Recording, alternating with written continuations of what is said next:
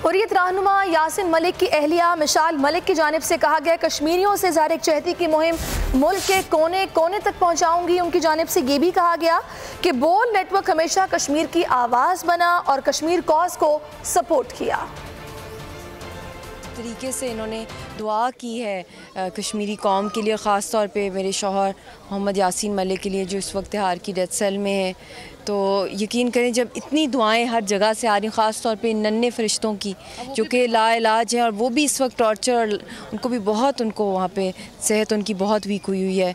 तो अल्लाह करेगा इन फ़रिश्तों की अल्लाह सुनेगा और कश्मीरियों को और यासीन साहब जितने भी वहाँ पॉलिटिकल प्रिजनर्स हैं वो रिलीज़ होंगे। बोल नेटवर्क जो है इसने हमेशा कश्मीर की आवाज़ बना है और पहले दिन से ही आपने ये आपके एजेंडा पर है कि कुछ भी मकबूजा जम्मू कश्मीर में जुल्म हो रहा हो, कश्मीर कॉज को आपने सपोर्ट किया है।